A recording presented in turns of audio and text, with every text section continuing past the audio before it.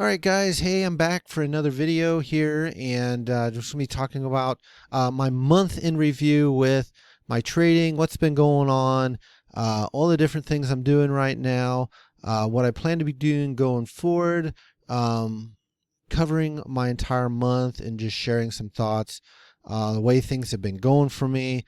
Obviously, I haven't put a video out in a few weeks, so it's been, I'll put it this way, things have been a little tough for me, especially when it comes to trading.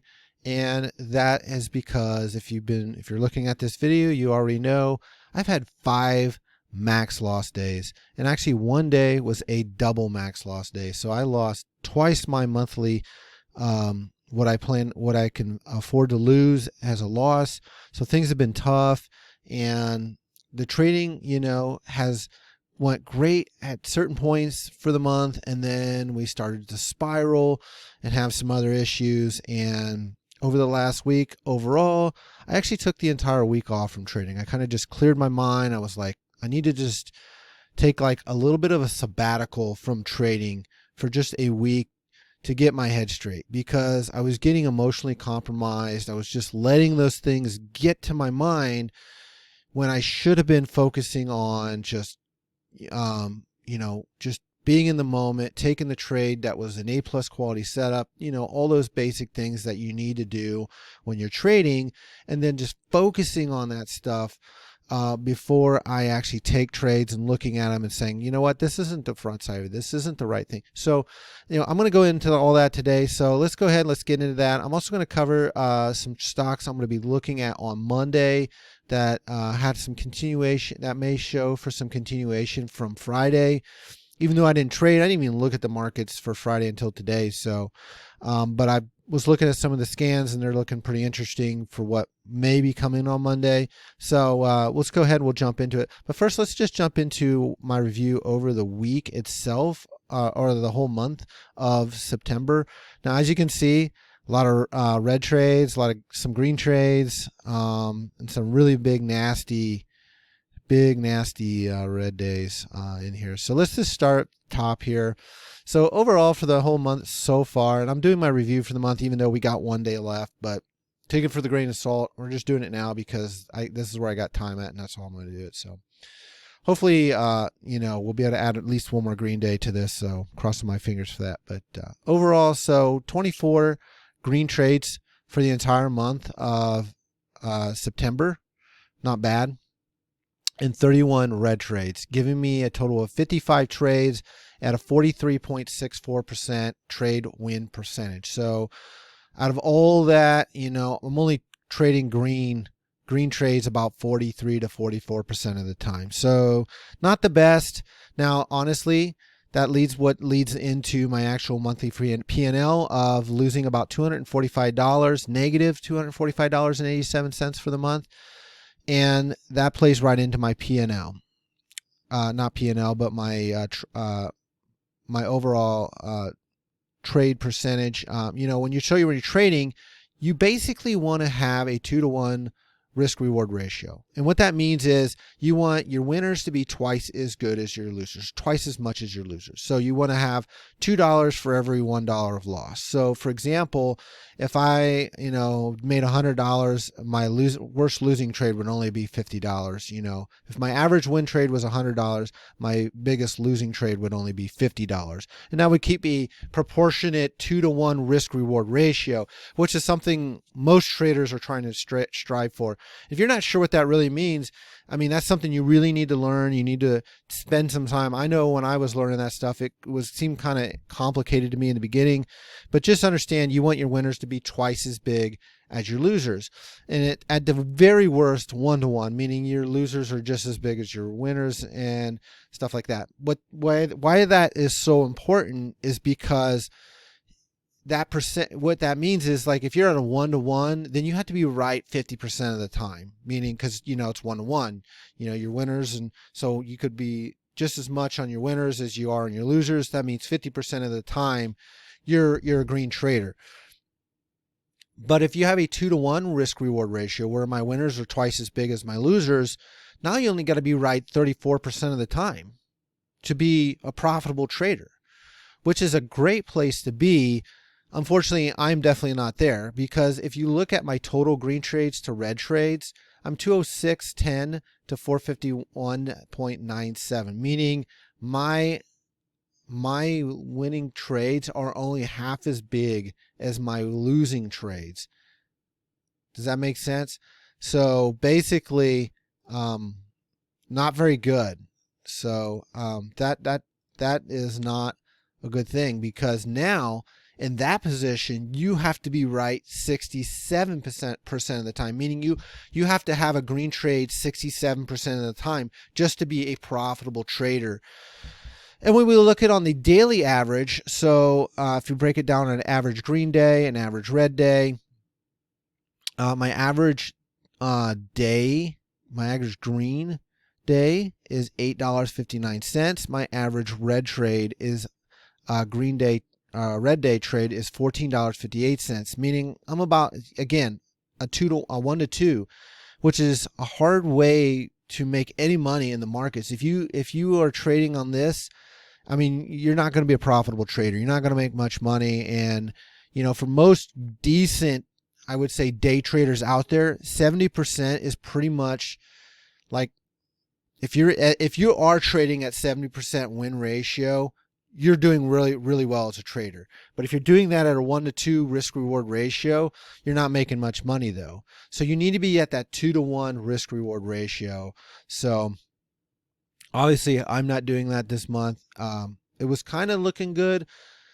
The one good note about this month though was the green to red day trades. So if you look at that, 14 days I traded total in the month, 57.14% daily wins percentage. So I was right 8 out of the 14 days, which was great. And that gave me a 57.14% profit, or not profit, but percentage win. So I was right almost 60% of the times, or green days, almost 60% of the time. But with a losing ratio here, like I said, that doesn't add up to a positive. That's why I'm $245.87 loss for the month.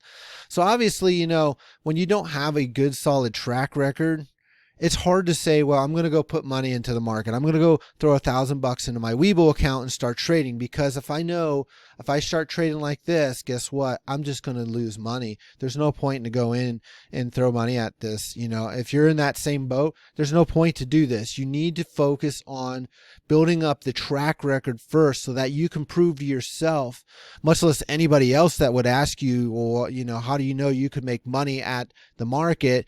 And you could point to a track record and a history of positive results and making money with a profit to loss ratio of a 2 to 1. And you could say, hey, I'm right 60-70% of the time, and I've got a 2 to 1 profit reward ratio, and I'm averaging $100 per trade on an average green trade. So there's things you could point to and you could say, and you could discuss that with people. But when you don't have those metrics like I do, it's hard to say that to go in and just take in and put money into an account. So we're obviously not nearly ready for that. And hopefully here in the next few months, possibly. Right now, I mean, it's looking like I might be at the year mark, March or even April 1st till I possibly consider that right now. Just with the way things are going, I still got a lot to learn and a lot to do. So my average trade is $4.47 loss. Average share size, 101 shares. My entries have been right around 388 to 384. So it's kind of reverse. Whenever you see that, that means you're going backwards. You're going backwards. That's for sure. So it's not a good thing. Overall, best week, second week, I had a 55% with $3.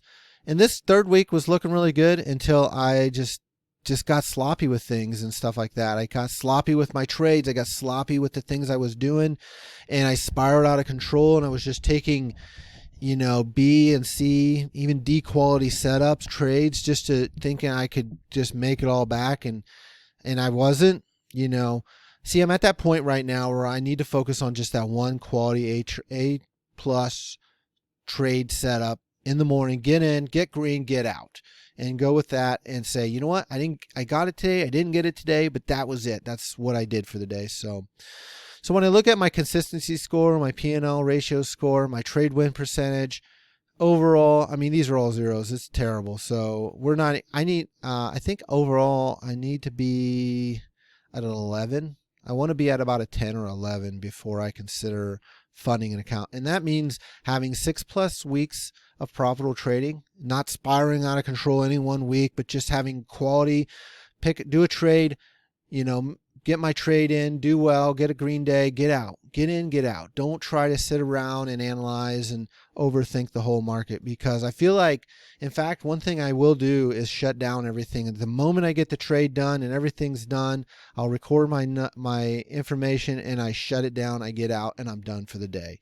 And I don't even go back and look at it. I'll watch some YouTube videos, but I will not go back to my Webull account, because I feel like the more I just sit there and look at it, I mean, that's where I'm going to come up with these problems and just try to take another trade and then blow up my account again. That's exactly what I'm doing. So I'm also looking for a trade percentage, win percentage of 60% or higher. That's a 3 point. So, and then a profit loss ratio of at least 1 to 1 or higher. So that's 2. So 11 is what I'm looking for. 11, score of 11. A 10, I would even accept a 10 even. I think the highest I've ever gotten on this was a 9. So if you're not for sure what this really is, this is the trade trifecta. So there's a guy by the name of Ross Cameron who I follow, and he has a whole thing on it. I'll put a link to how you can do this for yourself. I'm not going to show his trifecta thing here on my YouTube channel because it's not copyrighted to me or anything. I don't have the ability to show that here, so I will not do that. But I'll put a link in my show notes so you can go check that out for yourself to see exactly what I'm talking about. So basically, there's 3 things that you want to have. You want to have at least 6+ weeks. You want to have at least a trade win percentage of 60%. And you want to have at least a 1 to 1 or higher. A 2 to 1 more profitable possibly would be better. So that'd be, being that, you could probably be at about a 3. So you need about 12 points. Overall, just to make that happen here and get this to, so you can have enough confidence to get in this market, get in and start trading and actually make money with this. And if you don't have this track record, 6+ weeks, and you don't have this, what I'm showing here, I mean, you don't want to stick money in the market. As frustrating as this part of it is, this is probably going to be one of the most frustrating parts of the entire trading journey for me as a beginner, someone who's learning how to day trade, is just getting this track record built up to where I can actually start trading with real money. And it's going to take a while. I started all the way back in March of 2024. And, that journey at sometimes just looked really easy of what I was doing. And the next time it looks just like this. I don't even know how you could consider yourself a day trader. And Chris, how are you going to possibly ever make this work? Maybe I'm just being a little tough on myself, but I'm also I've been doing this for over 6 months now. And so things have been tough. So, all right. So now a couple more things I want to talk about. What I'm going to do to fix this going forward. So what do I plan to do? And then after that, I want to talk a little bit about some of the stocks I'm looking at for Monday, just kind of go through the weekly plan for next week and all that kind of stuff. So first off, let's just discuss what I want to do going forward. So going forward, I need to go down to 1 trade per day. I need to cut myself down to just putting in 1 trade, getting in, getting green, and getting out. Getting my 20 cents per share, which is what my goal is on an average trade. It's 20 cents a share. It's not $1. It's not $2. 20 cents per share. That's it. And for some people, they look at that and they go, what's so tough about that? And if you've never tried to extract money out of the market before like this, jumping into a stock and buying and selling and understanding all the technical stuff, here from the level 2, the time and sales, looking at the trade patterns and just trying to decipher that language and understand how to actually make a few bucks out of this, it's going to be tough for you. It's going to be hard to do that, especially as a beginner. I mean, you're going to need a good solid year of experience and just putting this time in and really working at it before you can actually even go to that point. So overall, when I look at this has been tough for me. So overall, I'm going to go to 1 trade a week, or 1 trade per day. So I should, let's see, in the month of October, I think there's 31 days total.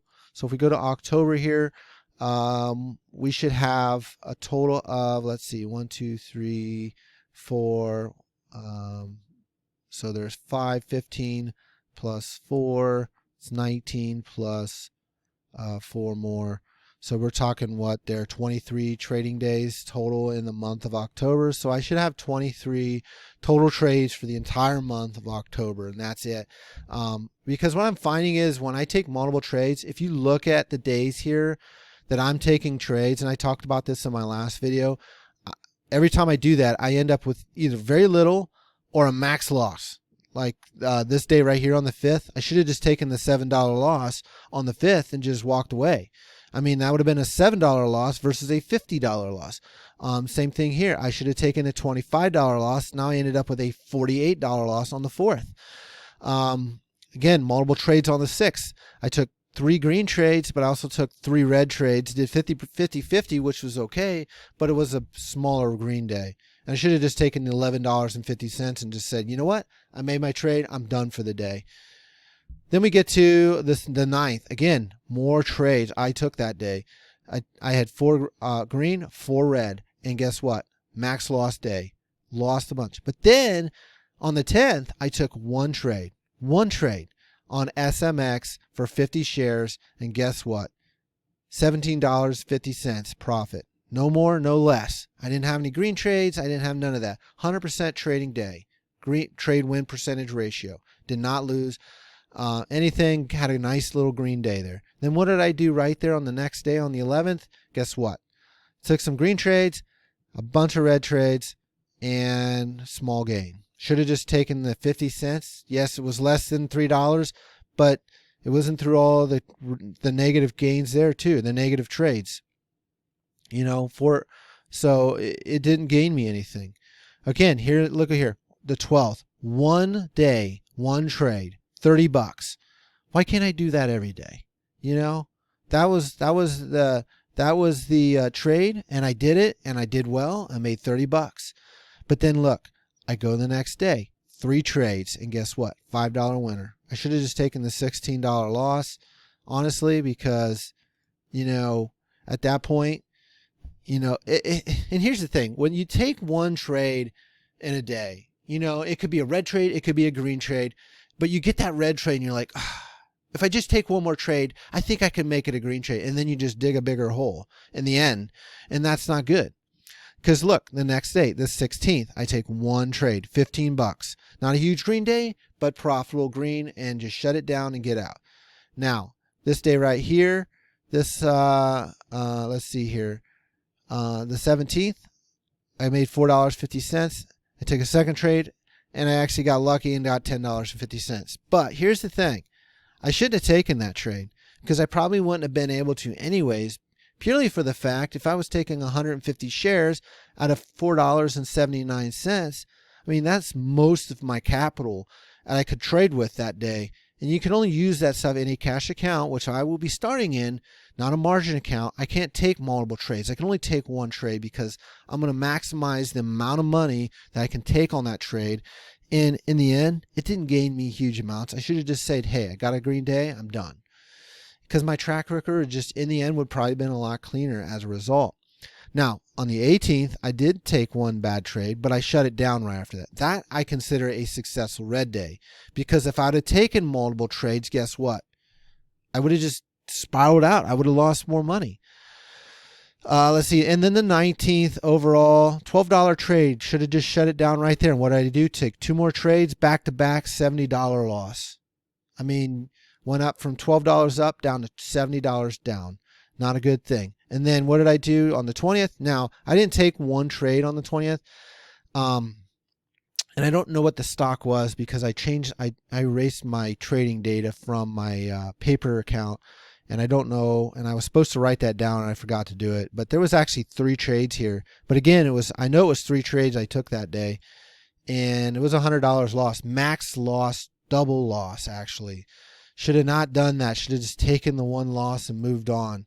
And just said, hey, you know, that's it. So we're going to follow the rules. We're trying to, you know, that's, I feel like as a trader, a beginning trader, that is the toughest thing to do, is to set of rules for yourself and just focus on that. Taking that one trade, taking that one move on the A plus quality setup and going with that. So anytime I've done that, I noticed that, hey, when I took the days where it was just one trade, I did way better. Even if it was a red day, it was a small loss.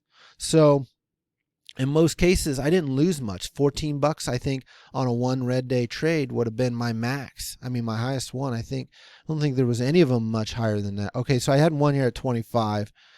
There was one for 7 and one for 9 lost. But, overall, yeah, and I would have brought my trade my daily win percentage down, but I would have had a lot less of a day. I might have been closer to a 2-to-1 profit risk reward ratio, and it would have looked a lot better for me in the end. But, I think one of those problems is you see that you made a bad trade and that's your only one you can take. And you realize that if you take another one, it just makes it worse. So 5 red max loss days, that's bad. That's not good. So, it's just not good. So overall, what am I going to focus on overall? I'm going to focus on 2 things. Number one trade a day. Number 2, when I'm trading, I want to trade the front side of the move. And what I mean by the front side of the move is where the stock is initially spiking up, where it's starting to squeeze. And that, like this stock right here, ZCMD, which did this on after hours on Friday. This stock obviously just boom, it just shot up. This would have been, I would say, up to here, probably the front side of the move. Right in here, probably been close to the end of it, where the MACD was open. And then once it crossed this signal line, I think we were pretty much about flat with it, and then it was done. I'd say once it got to about here, been the max of that, but then it just went sideways. So this would have been a stock to really be on the front side of the move with initially. But we'll just that's, so I want to be in that spot. I don't want to be trading down here down the line. And that's kind of what my problem is. I've been trading these stocks after the initial part of the move and just waiting for it to make another move. And I don't know why am I messing with that? Why am I even touching that? Because honestly, at that point, you're just gambling. You're just hoping that it's going to do something. And hope is a dangerous thing in trading, because it can end up making a good day turn into a very bad day, spiral out of control, and boom, next thing you know, you've lost your max loss and then some. And now you're sitting there scratching your head like, what do I do to get past this? So overall, that is my goal. So I'm gonna do 1 trade a day and trade the front side of the move. That's where I want to be, right in this area, trading these first initial pullbacks, the first or the second. So right here, this initial pullback would have been the spot for me, or even this one possibly here would have been the second one. I can tell by the third pullback, this thing was getting some bigger topping tails, not so good. So I would have probably stayed away from that. So all right, so let's jump in, change gears here real quick and jump in and talk about a few stocks I'm going to be looking at here on Monday, at least on my radar, and things I'll be looking at. So one thing I looked at was my app here that showed the aftermarket hours trading, and just show what was kind of strong at the end of the day that really jumped up in aftermarket trading. So let's go ahead. And the way I find these is by this app right here called Real Time Stock Screener. This is a free app. You can get it on Google Play. You can get it on the App Store. This is a great app. It's free. They do have a paid version of it. I don't need that. You can use it just as it is. Download it. And I don't use any other really method to find my stocks, to be honest, So what am I doing there? So I use that app. I use this app right here to find my trades and figure out what's moving, and then I start looking at it. And overall, I want the highest gainers. I want these lower price stocks like this one, the ZCMD. This looks like a nice stock to be trading because it's got a low float, so that means demand is going to be pushing up on it, people are going to be, it's going to be easier to make this stock go from 60% to 100%, if you know what I mean, because there's just not as many shares available to trade. It had a higher volume, not the highest volume, obviously GSIW had a little better volume there. So if you're kind of wondering what stocks I trade, it's not just every stock on here. There's a certain method to the madness. I can link to a video of how I pick the stocks I do and what I do there. So I'll link that as well in this video and share that as well. So, all right, so let's go ahead and we'll look at a few of these stocks here. ZCMD, this one meets my criteria. The price is above $1. So anything above $1, something up at least 10% on the day.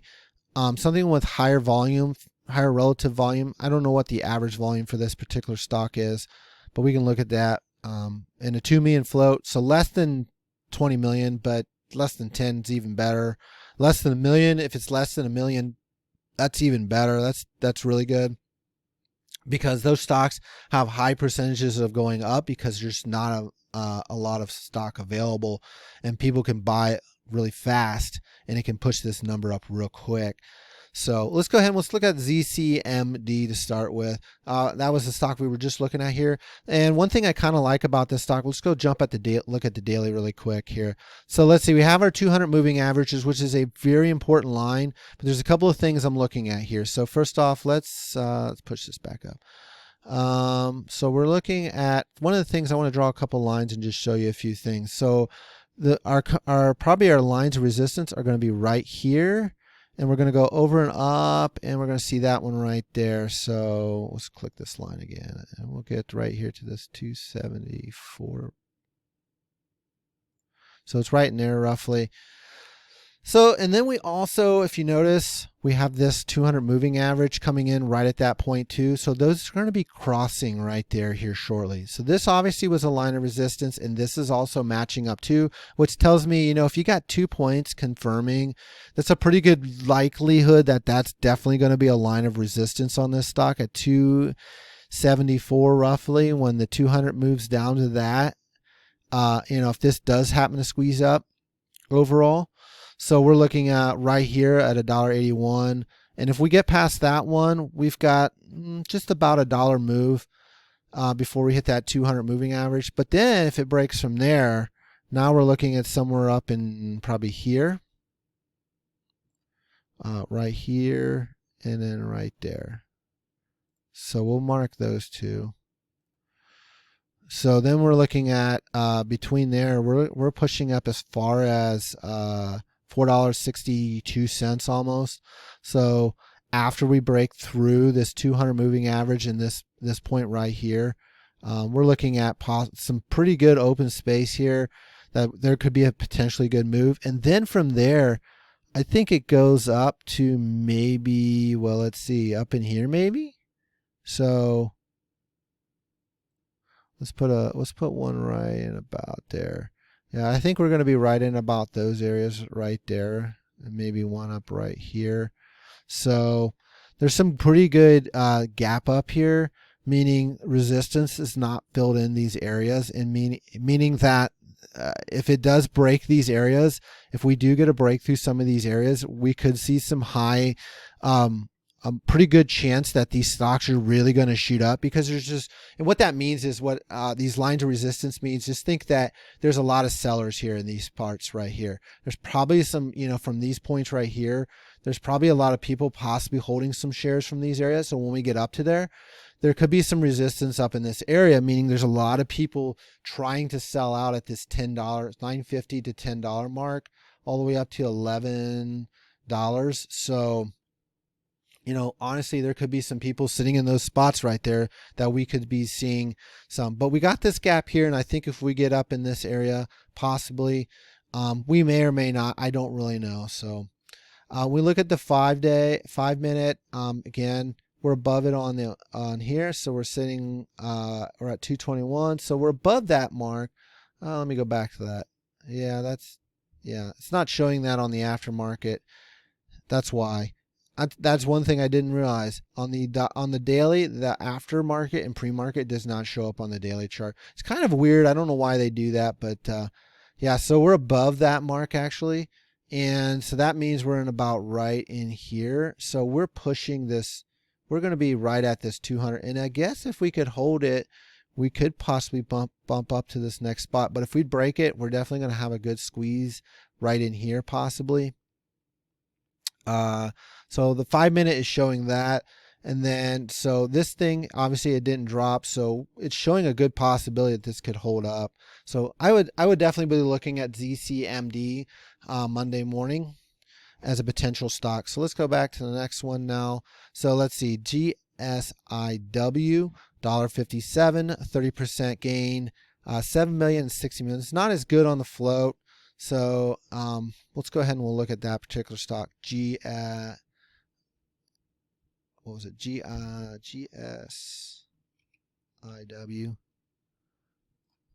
Okay. Again, this one popped up after hours and it's holding up. It's kind of interesting. Holding above VWAP, or yeah, just above VWAP. So that's a good place to be when you're holding above VWAP. I believe the last stock, yes, it was holding right at VWAP. So pretty good. Let's go back. Okay, so we're another one that had popped up. I think Garden State Stage. I'm not sure what this stock is. I could probably look it up on my app a little quicker just to see what this was.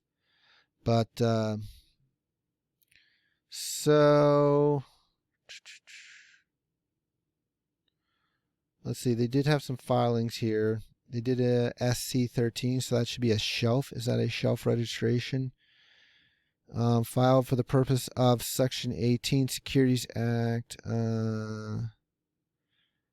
It's probably looking at some, let's see here. Bear with me. I think they're doing a shelf registration, which is a little bit of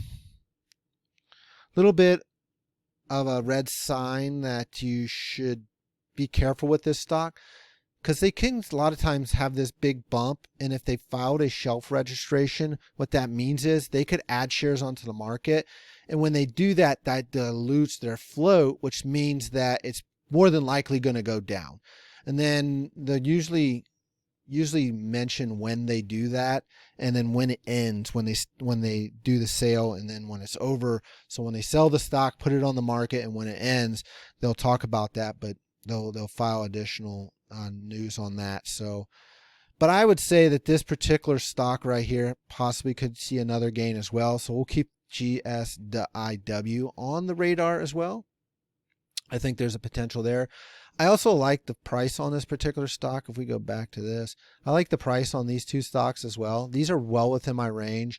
I want to tackle stocks that are really between $1 and $5. And the reason that is because if I have $1,000 account, that's probably going to give me the best chance to maximize my trading. You know, if you think about it, at $1,000, I can only buy at say $1.57. I think I can buy like 600 shares at that point. I can buy up to 600 shares right around that point. So it's like, so it's, to me, I have to maximize what my account is. And the only way to do that is to stay with a little bit lower price. And when I start getting, say, above $5, you know, like when I get to $10, like max share size is like 100 shares. I mean, I can't go more than 100 shares. I mean, 100 shares really doesn't go far. Plus, when you start getting in that $10 range, the spreads started getting bigger, and the risk for me is a little harder. So managing risk gets a little bit harder for me. So when I stay in that $1 to $5 range, you know, the spreads are usually pretty small, usually a penny to 2 pennies, 3 pennies at most. So I'm not, you know, risking if I have to bail out on the bid that I would lose a lot of money. So usually a pretty good option there to just stay with that in my wheelhouse right now. Now I do plan to go up to as high as maybe a $20 stock, but you know, again, higher spreads, things like that. So let's see. Let's look at the rest of these real quick here. So let's see. Penny stock, that's below $1. We don't really want to look at that. Plus 76 million shares, way too high. ABVE, again, 29 million, 69 penny stock. That doesn't meet our criteria. CMTL, $4.50. which does meet our price requirement and is above just barely, and it does have some volume. I just wonder what its relative volume is compared to normal day.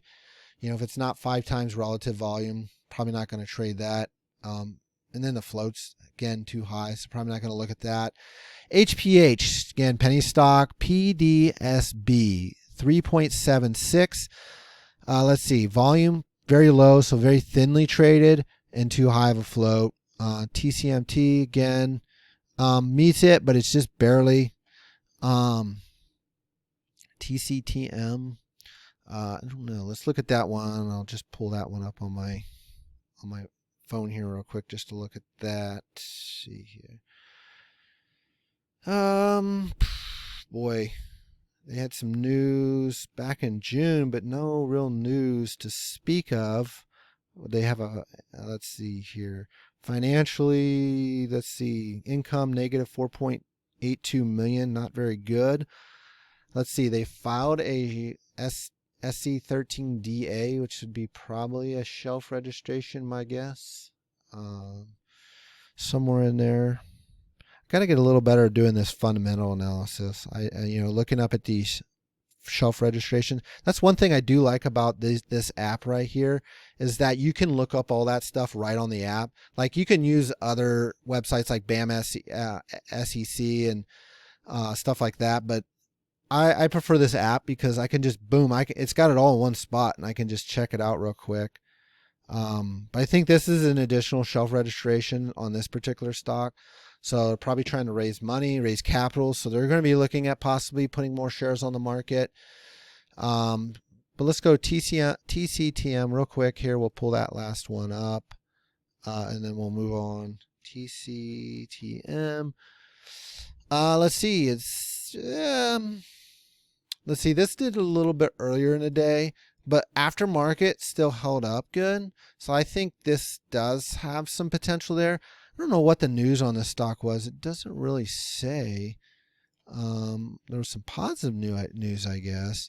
Let's let this load and we'll see if something comes up. TCTM was up 41% to one on Friday regular trading session market cap. So they don't really give any solid news what that would be there.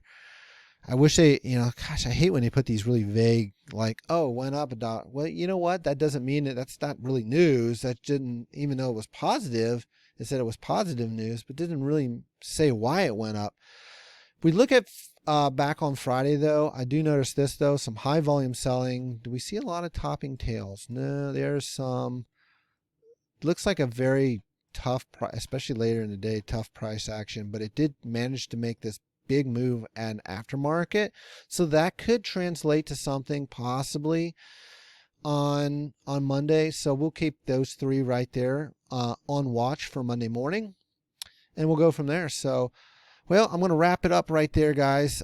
So if you want to follow along and see what's going along, follow me along as I day trade. I'm going to try to put regular videos out again. I think that's just what I need to do, is get back into that swing of things, putting out regular trading videos, just talking about my trade for the day and just sharing my thoughts, what I'm doing here. Hopefully not as long as a 40-minute video every time, but just sharing my thoughts and putting out there the stuff that, if you'd like to follow along, go ahead, subscribe to the channel, hit the notification, so when a new video comes out, you'll see it right away in your feed on your phone, and you can just sit there and watch and follow along with me. And if you're learning to day trade, that's great, because I'm learning how to day trade, and you could follow right along and you could start doing the exact same thing that I'm doing. So got more videos coming out, hopefully some daily videos here for the next week. And so I'd like to have you guys follow along, If you do get the chance, subscribe to the channel, and I look forward to being with you as I learn to day trade.